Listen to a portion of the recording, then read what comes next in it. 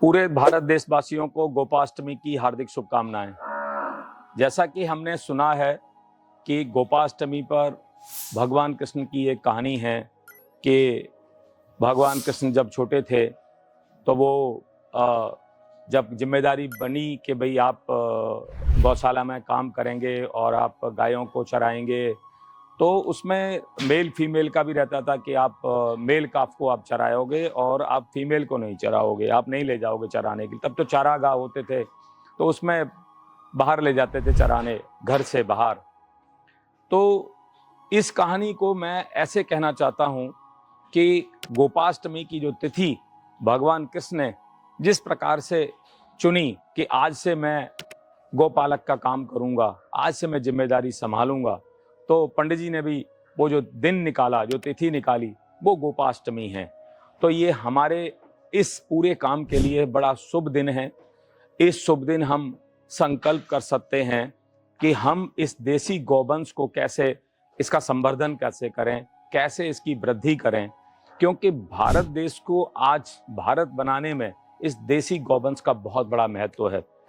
किन्हीं लोगों ने, मैं कहता हूं कि अपने इस सिर्फ स्वार्थ के लिए कि दूध ज्यादा मिल जाएगा, देसी गौवंश को भारत देश में लेकर के आए और उस पर काम किया, और उस पर बहुत सारा काम किया लोगों ने, दूध भी बढ़ाया। लेकिन क्या उसकी संतति को बढ़ा के क्या हम अपने किसान को उस संतति को दे करके किसान की समृद्धि, खुशहाली बढ़ा पाए? एक बहुत बड़ा क्वेश्चन मार्क है। क्योंकि जो हॉलिस्टन फ्रीजन है, जो जर्सी गाय है, इन गाय में सबसे बड़ी समस्या क्या है कि इसका जो रहन सहन है, जो विदेश का जो वातावरण है, वो ठंडा वातावरण है। और हमारे देश का जो वातावरण है, यहाँ सर्दी है, यहाँ गर्मी है, यहाँ बारिश है, यहाँ सारी ऋतुएं आती हैं। और उस एचएफ को चाहिए एकदम कूल एंड कोजी माहौल। अगर जरा सा टेम्परेचर बढ़ता है तो बीमार होती है, तो बहुत सारा पैसा जिसको बोलते हैं दवाई में चला जाता है किसान का। दूसरा क्या है, हमारा जो देसी गौवंश है, ये 18 ब्यात तक का इसका रिकॉर्ड है। एक गाय 18 ब्यात तक ब्याह सकती है।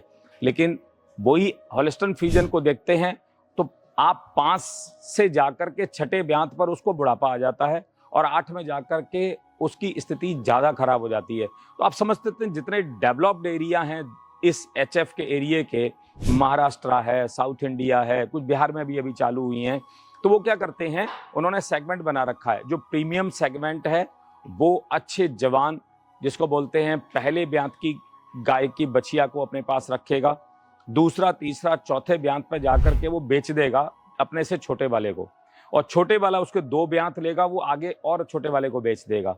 तो फाइनली क्या हम अपने समाज को किधर ले जा रहे हैं? हम अपने समाज को, आखिरी कड़ी वाले व्यक्ति को भी खुशहाली चाहिए। वो ऐसा नहीं कि वो मेहनत करता रहे, वो मजदूरी करता रहे, उसको सिर्फ घाटा मिले। देसी गौवंश ऐसा नहीं है। देसी गौवंश है कि आखिरी 18वें ब्यात तक भी हमारे इस गौशाला में, अभी अगर मैं बोलूं तो मेरे पास 12वें ब्यात की यहाँ पर गाय है, और 12वें ब्यात की गाय ने बड़ी खुशहाली से भी अभी बच्चा दिया है।